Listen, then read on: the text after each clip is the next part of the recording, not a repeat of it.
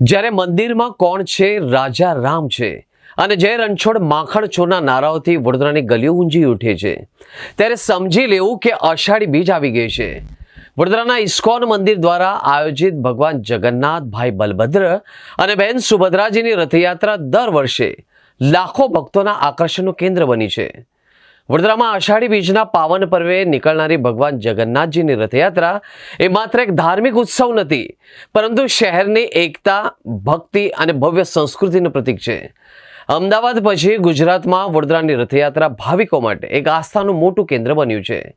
વડોદરાની રથયાત્રા સૌથી સુંદર બાબત તો એ છે કે જ્યારે રથ સંવેદનશીલ ગણાતા વિસ્તારોમાંથી પસાર થાય છે, ત્યારે મુસ્લિમ બિરાદરો અને અન્ય ધર્મના લોકો પણ ભગવાન જગન્નાથજીનું સ્વાગત કરે છે અને સંતોનું સન્માન કરે છે. આ દ્રશ્ય વડોદરાની સંસ્કારી નગરીની ઓળખને સાર્થક કરે છે.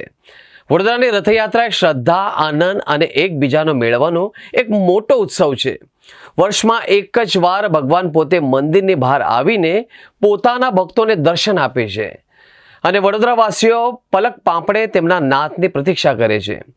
કહેવાય છે કે ભગવાનને મળવા માટે માણસ મંદિરના પગથિયા ચડવા પડે છે, પણ વર્ષમાં એક જ દિવસ એવો આવે છે જ્યારે ભગવાન ખુદ પોતાના ભક્તોને મળવા, તેમના સુખ દુઃખ પૂછવા મંદિરની બહાર નીકળે છે.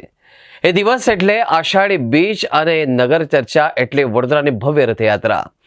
45 વર્ષથી આ પરંપરા વડોદરાના લોકો માટે એક માત્ર ઉત્સવ નથી રહી, પણ તેમના જીવનનો એક અતૂટ હિસ્સો બની છે. વડોદરાની રથયાત્રાની ખરી સુંદરતા એના રૂટમાં અને વડોદરાના લોકોના દિલમાં છુપાયેલી છે.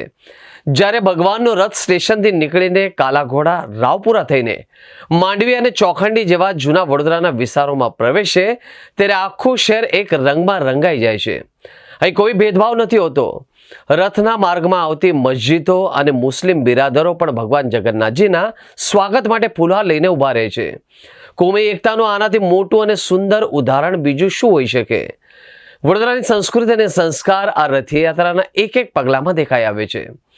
દર વર્ષે રથયાત્રામાં વેચાતો હજારો કિલો શીરો અને મગનો પ્રસાદ એ માત્ર ખાવાની વસ્તુ નથી, પણ વડોદરાવાસીઓના પ્રેમના પુરાવો છે. અઠવાડિયા અગાઉથી સેવકો, સ્વયંસેવકો રાત દિવસ જોયા વગર, કોઈ પણ સ્વાર્થ વગર ભગવાનની સેવામાં લાગી જાય છે. રથયાત્રાના દિવસે જ્યારે કોઈ અજાણ્યો માણસ ભીડમાં તમને પ્રેમથી પ્રસાદનો ડબ્બો પકડાવે, ત્યારે સમજાય છે કે આ ઉત્સવ લોકોના હૃદય સાથે કેટલો જોડાયેલો છે.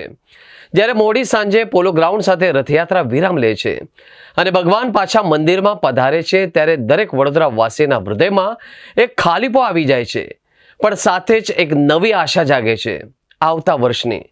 ખરેખર વડોદરાની રથયાત્રા એ માત્ર 4 પેંડા પર ચાલતો કાચનો રથ નથી, પણ છેલ્લા 45 વર્ષથી વડોદરાવાસીઓના હૃદયમાં ધબકતી ભક્તિ, સદભાવના અને ઇતિહાસની એક અમૂલ્ય અને અનોખી ધરોહર છે. જય જગન્નાથ.